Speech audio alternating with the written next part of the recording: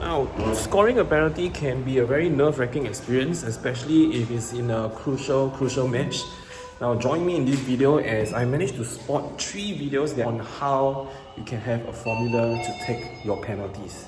I'm going to find some space upstairs. Let's go. Okay, for the 3 examples, right, the last example actually to me exemplifies the best way in terms of explaining this video on a top Finnish player that actually just did these penalties in the game just I think about yesterday. Alright, the first example is actually mine. So take a look. Now in the first video, you will actually see me doing this penalty that I've done 3 years ago. What you gotta notice on this clip and of the second clip is that what I'm doing, right, as I approach to the keeper, it looks very much the same. I just slowly walk it up, I do a bit of a fake shot, I move it to the side, and I spot an opening, and there you go. It's just a simple shot. So what happens is I do have a routine leading up to the penalty.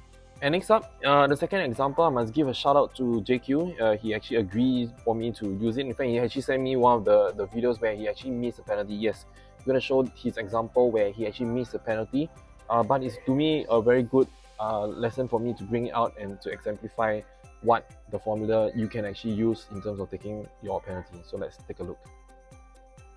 Right, so for this second penalty, right, he's actually taking a penalty shot. Yes, he is actually taking a penalty shot.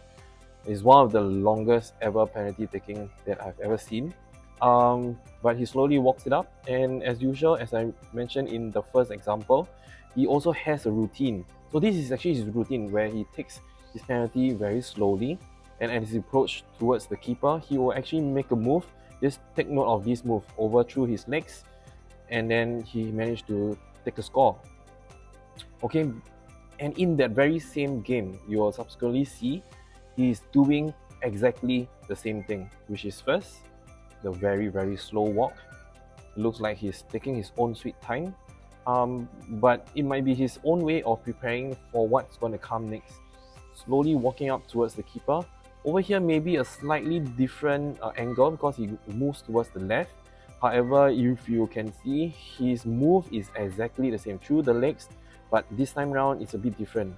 He moves towards the other side of the keeper even though he misses the goal. So far, the examples I've given, the 2 key points is this. Number 1, to have a routine towards the keeper they are facing, and number 2, being able to take it on both sides.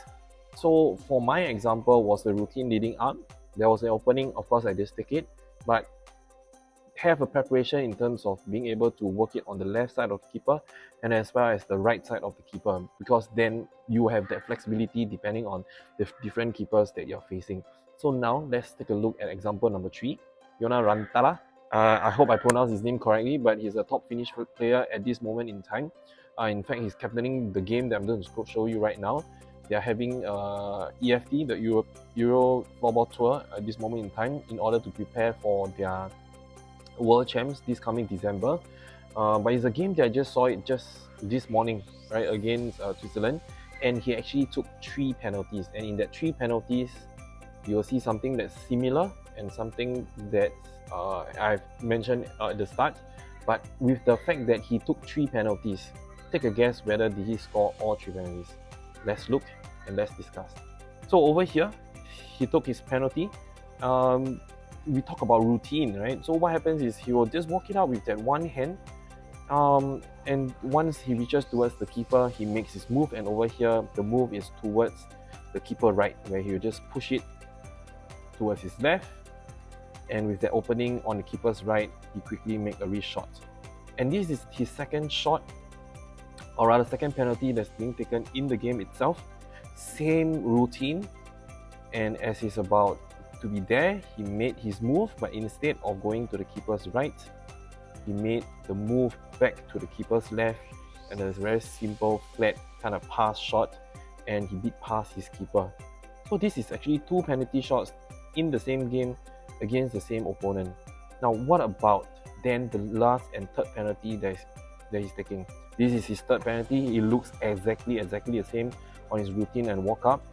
But this time round, he went back to the other side. So there's still some slight adjustments that he was able to make because the keeper actually came out to grab, in an attempt to grab his shot.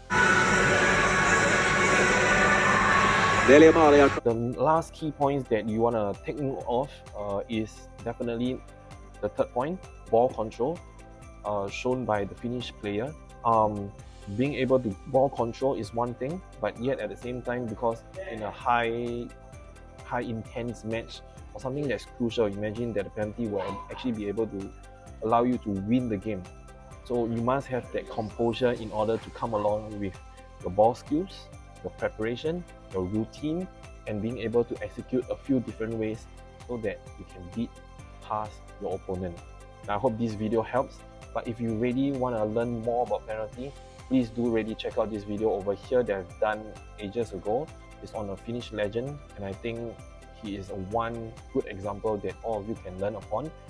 Same thing, routine, execution to perfection. And my penalties when I was learning and training these penalties in the past, it was all from this guy. So, see you there. I must be crazy. See that spot over there? People are running over here, but I actually went to the spot to record a video, all for the viewers.